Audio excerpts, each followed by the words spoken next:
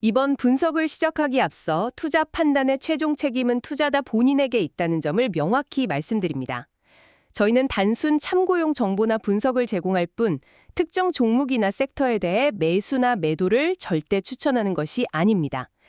네, 안녕하세요. 오늘 저희는 차세대 원자력 기술 분야에서 정말 뜨거운 관심을 받고 있는 기업이죠. 오클로, 티커로는 OKLO입니다. 이 오클로에 대해서 아주 깊이 있게 한번 파헤쳐 보려고 합니다. 마침 2025년 11월 11일에 분기 실적 발표가 예정되어 있는데요. 바로 어제였죠? 11월 6일에 주가가 무려 11.94%나 급락하면서 106.75달러로 마감을 했어요. 그래서 아마 많은 분들이 이게 무슨 일이지 하고 궁금해하실 것 같습니다. 네, 맞습니다. 상당히 큰 폭의 하락이었죠. 그래서 오늘 저희가 살펴볼 자료들은요. 이 최근 주가 하락의 배경부터 시작해서 오클로라는 기업 자체가 가진 어떤 본질적인 강점, 또 약점은 뭔지, 그리고 외부 환경에서 오는 기회나 위험 요인들은 또 어떤 것들이 있는지, 더 나아가서 좀 더 거시적인 환경 변화라던가 미래 전망까지 아주 폭넓게 다루고 있습니다. 이 자료들을 쭉 보니까 오클로를 둘러싼 기대감도 엄청나지만 또 냉정한 현실적인 문제들, 그리고 여러 변수들이 아주 복잡하게 얽혀 있다는 걸 알 수 있겠더라고요. 네, 정말 여러 가지 측면을 봐야 하는 기업입니다. 네, 그래서 이번 탐구를 통해서 저희 청취자 여러분께서 오클로의 현재 위치가 어디쯤인지, 또 이번 주가 변동이 가진 실질적인 의미는 무엇인지, 그리고 앞으로 펼쳐질 가능성의 밝은 면과 또 어두운 면까지 좀 균형 잡힌 시각으로 이해하실 수 있도록 도와드리는 것이 저희 목표입니다. 자, 그럼 본격적으로 오클로의 세계로 한번 함께 들어가 보실까요? 네, 좋습니다. 자, 그럼 일단 가장 최근 이슈부터 좀 짚어보죠. 이 주가 급락 말이에요. 아니, 하루 만에 거의 12%가 빠졌는데 그것도 중요한 실적 발표 바로 코앞에서요. 왜 이런 큰 폭의 하락이 있었을까요? 네, 그게 가장 표면적인 이유, 그러니까 가장 직접적인 원인은 아무래도 말씀하신 것처럼 중요한 분기 실적 발표, 이걸 앞두고 뭐랄까 사전 실적 압박이라고 하죠. 그걸로 일단 볼 수 있을 것 같아요. 핵심은 오클로가 아직 상업 운영을 통해서 실질적인 매출이나 이익을 전혀 내지 못하고 있다는 겁니다. 그러니까 풀 레베뉴 상태인 거죠. 아, 아직 돈을 벌기 시작한 회사가 아니라는 거군요. 네, 맞습니다. 저희가 본 자료에 따르면요. 이번 분기에도 주당 마이너스 0.1달러에서 마이너스 0.13달러 사이의 손실이 예상되고 있어요. 여전히 투자 단계에 있다는 의미죠. 이제 이런 상황이 단기적인 불확실성을 좀 걱정하는 투자자들의 심리를 자극한 거죠. 그래서 실적 발표 전에 일단 위험을 좀 피하자라거나 아니면 이익 난 거 있으면 일부 실현하자 뭐 이런 움직임으로 이어졌을 가능성이 높다고 봅니다. 정말 흥미로운 지점인데요. 근데 이게 단순히 이번 분기 실적, 이것만 걱정해서 이런 큰 하락이 나왔다고 보기에는 좀 하락폭이 너무 큰 것 같기도 해요. 특히 오클로처럼 미래 기술에 대한 기대감이 주가에 엄청나게 반영된 그런 기업들은 다른 요인들도 중요하게 작용했을 것 같은데요. 정확하게 보셨습니다. 당연히 실적 우려만 있는 건 아니죠. 오클로는 사실 실질적인 매출 없이 그 소듐 냉각 고속로라는 아주 혁신적인 소형 원자로 기술, 이 기술의 미래 가치에 대한 기대감 하나로 상당히 높은 기업 가치, 그러니까 밸류에이션을 인정받아 왔거든요. 어떤 자료에서는 기술 자체보다 시장 기대치를 정당화하는 게 단기적인 과제다, 이런 분석도 나오더라고요. 소위 말하는 고평가 논란이 항상 따라다닌다는 겁니다. 그렇죠. 기대가 너무 크다는 이야기죠. 네, 바로 그 점 때문에 만약에 이 기술 상용화가 생각보다 조금이라도 늦어진다거나 혹은 상용화는 됐는데 기대했던 만큼의 성능이나 경제성이 안 나온다. 이러면 주가가 크게 흔들릴 수 있다는 부담감이 항상 있는 거죠. 특히 요즘처럼 소셜미디어나 온라인 투자 커뮤니티 영향력이 클 때는요. 이런 고평가 우려라던가 심지어는 이거 공매도 대상 아니냐 이런 이야기들이 퍼지면 투자 심리가 훨씬 더 민감하게 반응할 수밖에 없습니다. 아, 그렇군요. 그리고 자료에 보니까 내부자들의 주식 매도 움직임, 이것도 언급이 되어 있던데 이것도 좀 영향을 미쳤을 수 있겠네요. 네, 그것도 짚어봐야 할 부분입니다. 관련 자료들을 보면 최근 6개월 동안 샘 올트먼 의장은 아니었지만요. CEO나 COO를 포함한 다른 주요 내부자들이 꽤 상당량의 오클로 주식을 매도한 걸로 확인이 돼요. 내부자들이 팔았다. 물론 내부자 매도가 반드시 이 회사 전망이 안 좋다 이렇게 단정할 수는 없어요. 개인적인 자금이 필요했다거나 다른 여러 이유가 있을 수 있으니까요. 그런데 시장 참여자들 입장에서는 특히 이렇게 중요한 실적 발표를 앞둔 시점에서 내부자들이 주식을 판다. 이건 아무래도 좀 조심스럽게 해석하게 되거나 불안감을 느낄 수 있는 그런 요인이 되죠. 네, 그렇죠. 타이밍이죠. 네. 여기에 더해서 실적 발표 같은 주요 이벤트를 앞두고는 보통 옵션 시장의 변동성이 커지거든요. 그러면 또 주가 예측이 더 어려워지기도 하고요. 그리고 또 하나 생각해 볼 수 있는 게 기관 투자자하고 개인 투자자 간의 정보 접근성 차이, 그러니까 정보 비대칭성 문제인데 이것도 단기적인 주가 변동성을 키우는데 한몫할 수 있습니다. 결국에는 여러 요인들이 좀 복합적으로 작용한 결과다, 이렇게 보는 게 맞을 것 같습니다. 네, 그렇군요. 여러 가지 이유가 겹쳤다는 말씀이시네요. 자, 그럼 이런 단기적인 주가 움직임 너머에 있는 오클로라는 기업의 속사를 좀 더 깊이 들여다볼 시간이 된 것 같습니다. 이 기업이 가진 본질적인 강점은 뭐고, 또 약점은 뭔지, 그리고 외부 환경이 주는 기회와 위험 요인은 또 어떤 것들이 있는지 저희가 수학 분석 툴을 이용해서 한번 하나씩 짚어보도록 하죠. 네, 아주 좋은 접근 방법입니다. 그럼 먼저 오클로의 강점, 스트렝스부터 한번 살펴볼까요? 역시 가장 핵심적인 강점은 뭐니 해도 혁신적인 기술력이죠. 오클로는 아시다시피 액체 금속, 그중에서도 소듐, 나트륨을 냉각제로 사용하는 오로라라는 이름의 고속로 기술을 개발하고 있습니다. 네, 고속로. 이름부터 뭔가 빠를 것 같은데요. 네, 그렇죠. 이 고속로 기술이 왜 중요하냐면요. 이론적으로 봤을 때 기존에 널리 쓰이는 경수로 방식의 원자로보다 에너지 효율이 더 높아요. 뿐만 아니라 사용하고 난 핵연료, 즉 사용 후 핵연료의 일부를 다시 연료로 재활용할 수 있다는 잠재력이 있습니다. 아, 재활용이요? 그럼 핵폐기물 문제가 좀 줄어들 수 있겠네요. 바로 그 점입니다. 핵폐기물의 부피나 독성 부담을 크게 줄일 수 있다는 가능성 때문에 차세대 원자력 기술로 크게 주목받고 있는 거죠. 이게 첫 번째 강점이고요. 두 번째 강점은 규제 환경에 대해서 굉장히 선도적으로 대응하고 있다는 점입니다.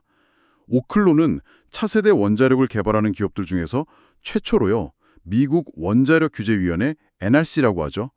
여기에 설계허가, 건설허가, 그리고 운영허가까지 이 세 가지를 한 번에 통합해서 신청하는 복합 인허가, 컴바인드 라이센스 절차를 밟았어요. 아, 그걸 한 번에 다 신청했다고요? 보통은 따로따로 하지 않나요? 네, 맞습니다. 전통적으로는 이게 다 분리되어 있어서 굉장히 복잡하고 시간도 오래 걸렸거든요. 근데 오클로는 이걸 한 번에 하려고 시도한 거죠. 이건 인허가 과정을 단축하고 효율화하려는 아주 선도적인 시도라고 볼 수 있고요. 그만큼 규제 환경 변화에 발빠르게 적응하고 있다는 걸 보여주는 사례입니다. 그리고 세 번째 강점은 비즈니스 모델이 좀 독특하고 확고하다는 거예요. 오클로는 단순히 원자료를 만들어서 파는 게 아닙니다. 아, 그럼 뭘 파는 거죠? 고객에게 장기간에 걸쳐서 안정적으로 전력을 공급하는 이른바 서비스형 에너지, EAAS 모델을 추구해요. 서비스형 에너지. EAS요? 약간 구독 모델 같은 건가요? 네, 뭐 그렇게 이해하셔도 비슷합니다. 쉽게 말해서 고객 입장에서는 초기에 막대한 원자로 건설 비용을 부담할 필요가 없는 거죠. 그냥 필요한 전력을 장기 계약을 통해서 안정적으로 사서 쓰는 방식이에요. 만약 이 모델이 성공적으로 자리를 잡는다면 오클로로서는 장기적이고 안정적인 현금 흐름을 확보하는데 굉장히 유리할 수 있습니다. 와, 그렇다면 초기 비용 부담 없이 깨끗하고 안정적인 전력을 원하는 곳들, 예를 들면 AI 데이터 센터나 큰 산업시설 같은 곳들한테는 정말 매력적인 제안이 될 수 있겠는데요? 네, 바로 그 점입니다. 그게 또 마지막 강점으로 이어지는데요. 강력한 파트너십, 특히 오클로의 CEO이자 AI 분야의 거의 상징적인 인물이죠. 샘 올트먼이 오클로의 이사회 의장이면서 초기 투자자라는 점, 이걸 빼놓을 수가 없습니다. 아, 맞아요. 샘 올트먼이 의장이죠. 네, 이게 단순히 그냥 유명한 사람이 투자했다, 이걸 넘어서는 의미가 있어요. 앞으로 AI 기술이 막 발전하고 데이터 센터가 계속 확장되면 엄청난 양의 깨끗한 전력이 필요하게 될 텐데 바로 그때 오클로가 핵심적인 공급 솔루션이 될 수 있다는 아주 강력한 시그널을 주는 거죠. 다시 말해서 오클로는 그냥 에너지 기업이 아니라 어쩌면 2차 세대 AI 혁명을 뒷받침하는 핵심 인프라 기업으로서의 전략적인 중요성까지 갖게 된다고 볼 수 있는 겁니다.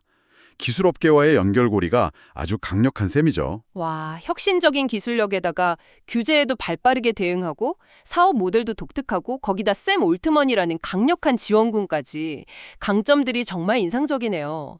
하지만 빛이 강하면 그림자도 짙은 법이잖아요.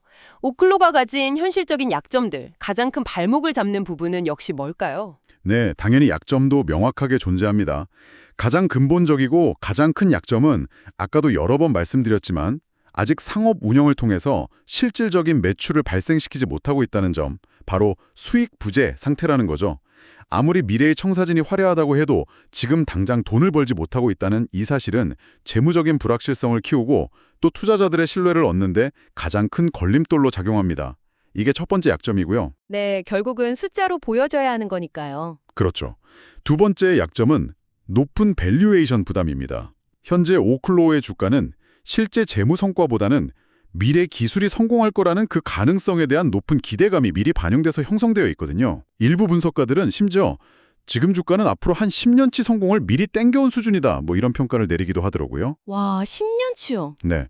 그러니까 만약에 기술 상용화가 예상보다 늦어진다거나 아니면 실제 운영 결과 성능이나 경제성이 시장 기대에 못 미친다. 그러면 주가가 아주 급격하게 하락할 위험이 항상 존재하는 겁니다. 기대가 큰 만큼 실망도 클 수 있다는 거죠. 하이리스크, 하이리턴의 전형적인 모습이네요. 맞습니다. 그리고 세 번째 약점은 기술 상용화 자체의 불확실성이에요. 오클로의 오로라 발전소. 이게 개념적으로는 혁신적이지만 아직 실제 상업 환경에서 장기간 안정적으로 운영된 실증 데이터가 부족해요. 실험실이나 소규모 파일럿 단계에서는 성공했을지 몰라도 이걸 실제 전력망에 연결해서 수십 년 동안 안전하고 경제적으로 운영될 수 있다는 거를 입증해야 하는 과제가 남아있는 거죠. 예를 들면 어떤 우려가 있을까요? 예를 들어서 첫 번째 상업용 원자로 건설 완료 목표 시점이 원래 계획했던 것보다 좀 늦어질 수 있다. 뭐 이런 구체적인 우려도 제기되고 있습니다. 아무래도 혁신적인 신기술일수록 상용화까지 넘어야 할 기술적인 또 운영상의 허들이 많기 마련이거든요. 그렇군요. 기술 자체의 검증 문제도 아직 남아있다는 거네요. 자, 그렇다면 이런 약점들에도 불구하고 오클로 앞에 놓인 기회 요인들은 여전히 매력적이라고 볼 수 있을까요? 기업 내부 역량만큼이나 외부 환경이 또 중요하잖아요. 네, 그럼요. 기회 요인은 정말 크고 강력합니다. 가장 주목해야 할 기회는 역시 뭐니 해도 인공지능 시대가 본격적으로 열리면서 전력 수요가 폭발적으로 증가하고 있다는 점이죠. 아, AI 데이터 센터 때문이죠. 네, 대규모 언어 모델 LLM 훈련하고 또 그걸로 추론하고 데이터 센터는 계속 늘어나고 또 전기차도 점점 많아지고 이러면서 과거에는 정말 상상하기 어려웠던 규모의 그것도 깨끗하고 안정적인 전력 공급원이 절실하게 필요해지고 있어요. 특히 데이터 센터 같은 경우는 24시간 365일 중단 없이 가동되어야 하잖아요. 여기에는 탄소 배출 없이 안정적인 기저부하 전력, 그러니까 꾸준히 공급되는 전력을 줄 수 있는 소형 모듈 원자로 SMR이 아주 이상적인 대안으로 떠오르고 있습니다. SMR은 공장에서 주요 부품을 만들어서 현장에서 조립하는 방식의 작고 표준화된 원자로를 말하는데요. 아, 공장에서 찍어내듯이 만들 수 있는 원자로군요. 네, 그렇죠. 바로 이 지점에서 오클로의 기술이 엄청난 기회를 맞이하고 있는 겁니다. 그리고 미국 정부의 강력한 정책 지원, 이것도 아주 중요한 기회 요인입니다. 바이든 행정부가 기후변화 대응하고 또 에너지 안보를 강화하기 위해서 원자력 발전을 핵심 수단 중 하나로 보고 있거든요. 그래서 선진 원자력 배치 가속화 법안, 애드밴스 액트 같은 구체적인 법안을 통해서 차세대 SMR이나 마이크로 원자로의 인허가 절차를 좀 간소화해주고 관련 기술 개발이나 실증 프로젝트의 자금 지원도 확대하고 있어요. 이런 우호적인 정책 바람은 오클로 같은 기업에게는 규제 장벽을 낮추고 사업 추진에 속도를 낼 수 있는 아주 긍정적인 환경을 만들어주는 거죠. 정부가 밀어준다는 건 정말 큰 힘이 되겠네요. 그럼요. 또 글로벌 차원에서 보면 탈탄소 목표를 달성하려는 노력들, 그리고 러시아, 우크라이나 전쟁 이후에 더 중요해진 에너지 안보 강화 추세, 이런 것들도 원자력, 특히 SMR 기술에 대한 관심을 높이고 있습니다. 많은 나라들이 탄소 중립 목표를 달성하려면 재생에너지만으로는 좀 한계가 있다는 걸 깨닫고 있어요. 그러면서 안정적인 무탄소 기저전력원으로서 원자력의 역할이 다시 주목받고 있는 거고요. 특정 국가의 화석 연료에 너무 의존하는 걸 줄여려는 움직임도 SMR 같은 분산형 에너지원의 매력을 높이는 요인이 됩니다. 에너지 독립성 측면에서도 유리하다는 거군요. 그렇죠. 마지막으로 SMR 시장 자체가 가진 성장 잠재력입니다. 여러 시장 조사 기관들의 자료를 종합해보면 전 세계 SMR 시장 규모가 2024년에 약 60억 달러 정도인데 2030년에는 최소 71억 달러 이상으로 성장할 걸로 예측되고요. 어떤 곳에서는 이것보다 훨씬 더 가파르게 성장할 거라고 전망하기도 합니다. 이렇게 빠르게 커지는 새로운 시장에서 선도적인 기술력을 가지고 있다는 건 오클로에게는 정말 엄청난 기회가 될 수 있는 거죠. 네, 기회의 요인들을 들어보니 정말 매력적이긴 합니다. AI 시대의 전력난, 정부 지원, 탈탄소와 에너지 안보, 그리고 성장하는 SMR 시장까지. 하지만 기회가 큰 만큼 이걸 현실로 만들기 위해 헤쳐나가야 할 위협 요인들도 만만치 않을 것 같아요. 자료에서도 여러 경쟁사들이나 규제 관련 우려들이 언급됐었는데요. 마냥 장밋빛 전망만 있는 건 아니겠죠. 그렇습니다. 당연히 위험 요인도 반드시 고려해야 합니다. 첫 번째 위협은 역시 치열한 기술 경쟁입니다. 이 SMR 시장의 잠재력이 워낙 크다 보니까요. GE 히터치, 뉴스케일 파워, 롤스로이스 같은 전통적인 원자력 강자들이나 에너지 대기업들은 물론이고요. 빌 게이츠가 설립한 테라파워처럼 막강한 자본력과 기술력을 갖춘 혁신적인 스타트업들까지 정말 많은 기업들이 대거 뛰어들고 있어요. 이들과의 경쟁에서 기술적으로 앞서 나가고 또 가격 경쟁력도 확보하고 시장을 먼저 선점하는 거, 이게 오클로에게는 굉장히 힘겨운 도전 과제가 될 겁니다. 경쟁이 정말 치열하겠네요. 네, 두 번째 위협은 여전히 높고 복잡한 인허가 장벽입니다. 미국 정부가 애드밴스 액트 같은 걸로 지원 의지를 보이고는 있지만 원자력 기술, 특히 오클로가 하는 소듐 능각 고속로 같은 완전히 새로운 기술에 대한 인허가 절차는 본질적으로 굉장히 엄격하고 시간이 오래 걸릴 수밖에 없어요. NRC가 차세대 원자로에 맞춰서 Part 43라는 새로운 규제 프레임워크를 만들고는 있는데 이 새로운 규정이 실제로 현장에서 얼마나 효율적으로 적용될지, 그리고 최종적으로 상업운전 허가를 받기까지 얼마나 많은 시간과 노력이 필요할지는 아직 불확실합니다. 규제 승인이 늦어지면 사업 전체가 지연될 수 있는 아주 핵심적인 리스크죠. 규제 문제가 항상 발목을 잡을 수 있겠군요. 네. 세 번째 위협은 원자력에 대한 부정적인 여론과 사회적 수용성 문제입니다. 아무래도 체르노빌이나 후쿠시마 원전 사고 이후에 원자력 안전에 대한 대중들의 불안감이나 불신이 여전히 존재하거든요. 또 사용 후 해결료를 어떻게 안전하게 관리하고 최종적으로 처분할 것인가에 대한 사회적 합의도 아직 부족한 상황이고요. 오클로의 기술이 이론적으로는 폐기물 문제를 완화할 수 있다고는 하지만 대중들에게 그 안전성을 투명하게 입증하고 신뢰를 얻는 과정이 순탄치만은 않을 수 있습니다.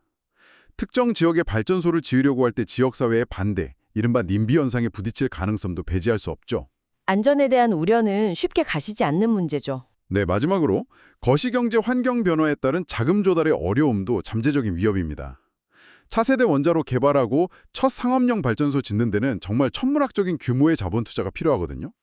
그런데 만약에 경기 침체가 온다거나 아니면 금리가 계속해서 높은 수준을 유지한다면 이렇게 대규모 투자 자금을 유치하는 게 굉장히 어려워질 수 있습니다.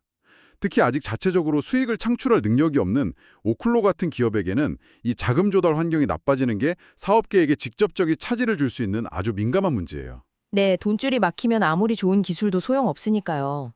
자, 그럼 이번에는 렌즈를 좀 더 넓혀서요. 오클로를 둘러싸고 있는 거시적인 환경, 즉 패스트 요인을 통해서 좀 더 체계적으로 살펴보겠습니다. 정치, 펄티컬, 경제, 이코노믹, 사회, 소셜, 기술, 테크놀로지, 법률, 리걸, 환경, 인바이어너먼트죠. 맥락에서 오클로의 현재와 미래를 이해해보는 거죠. 네, 패스텔 분석은 오클로가 활동하는 더 큰 판, 그러니까 거시 환경의 흐름을 좀 입체적으로 파악하는 데 아주 유용합니다. 먼저 정치, 폴리티컬 측면에서는 아까도 계속 이야기했지만 미국 정부의 강력한 친원자력 정책 기조, 그리고 애드밴스 액트 같은 구체적인 지원 법안들이 오클로에게는 굉장히 유리한 순풍으로 작용하고 있습니다. 규제를 완화해주고 자금 지원도 해줄 거라는 기대감이 크고요.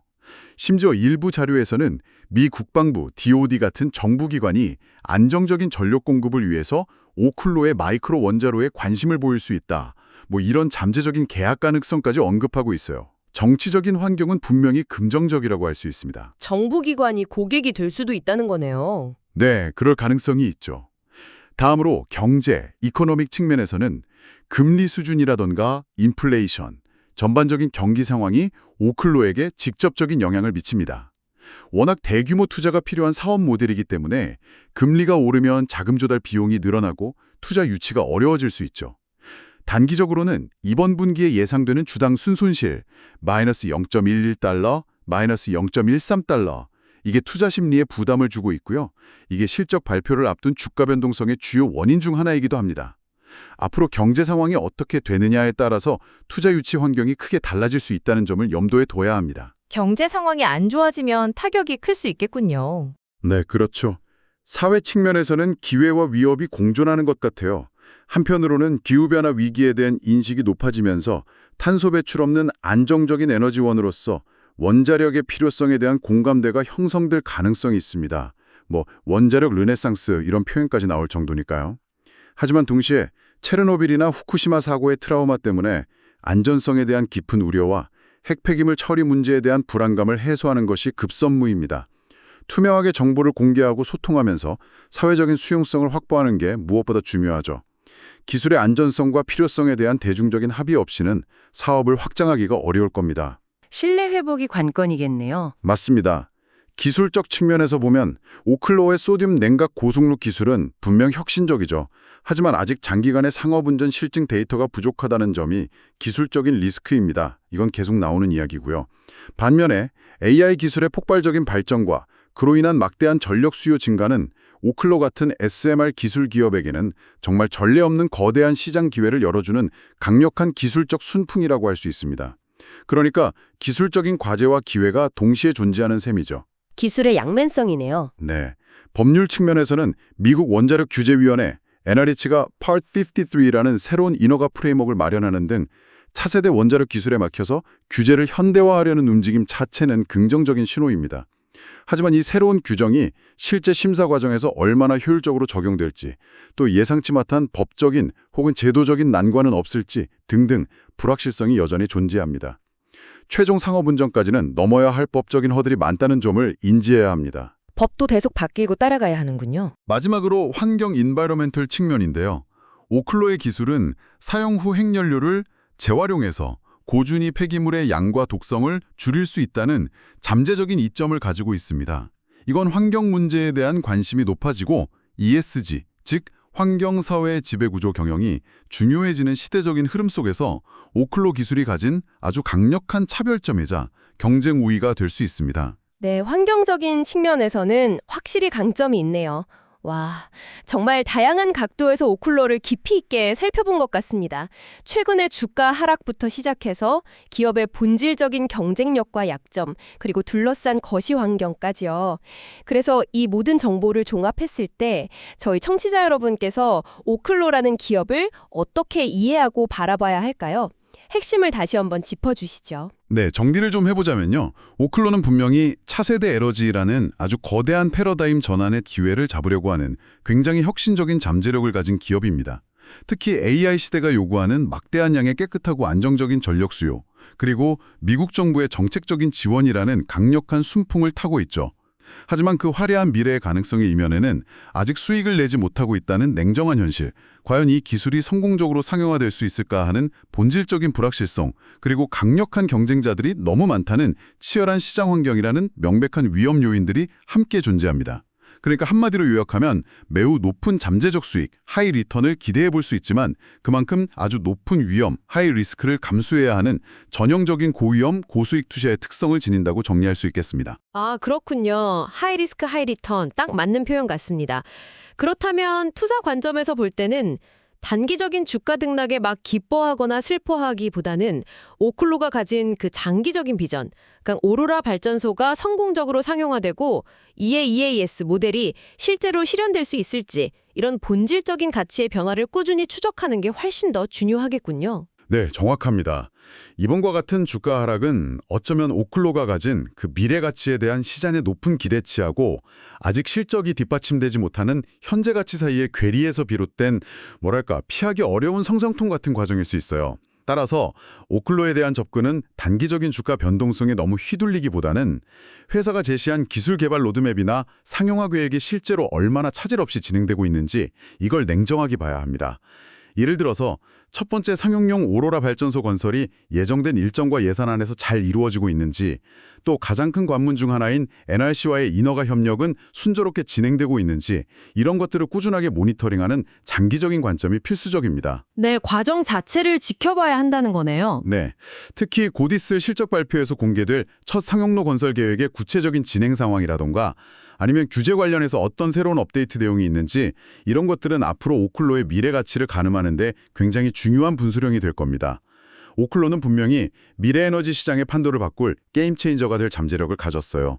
하지만 그 잠재력이 현실이 되기까지는 기술적인, 재무적인, 또 규제적인 어려움이라는 아주 험난한 죽음의 계곡 데스밸리를 성공적으로 건너야만 합니다. 네, 죽음의 계곡, 넘어야 할 산이 많다는 의미겠죠.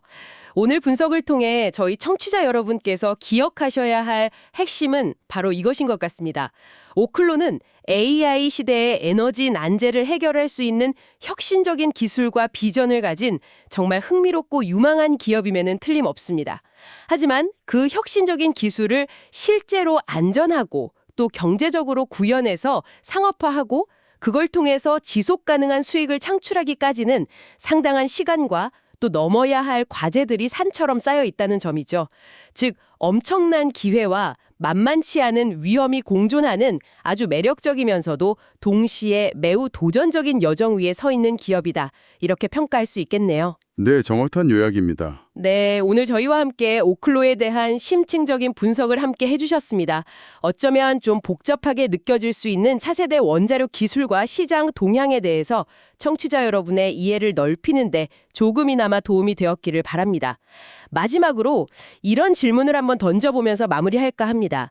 만약에 오클로의 오로라 발전소가 성공적으로 상용화되어서 안정적이고 깨끗한 전력을 대량으로 공급하기 시작한다면 과연 가장 먼저 그 혜택을 누리게 될 산업은 어디일까요? 아마도 샘 올트먼 의장을 생각해보면 막대한 전력을 끊임없이 필요로 하는 AI 데이터 센터가 가장 유력한 후보 중 하나가 아닐까 싶습니다. 그렇다면 그것이 우리의 일상과 사회, 나아가 산업 전반에 어떤 변화의 연쇄 반응을 일으킬 수 있을지 한번 상상해 보시는 건 어떨까요? 이것이 오늘 저희가 청취자 여러분께 드리는 마지막 생각할 거리입니다. 다시 한번 말씀드리지만 투자 판단의 최종 책임은 투자자 본인에게 있다는 점을 명확히 말씀드립니다. 저희는 단순 참고용 정보나 분석을 제공할 뿐 특정 종목이나 섹터에 대해 매수나 매도를 절대 추천하는 것이 아닙니다. 항상 여러분의 성공 투자를 기원합니다. 내용이 좋으셨다면 구독, 좋아요 부탁합니다.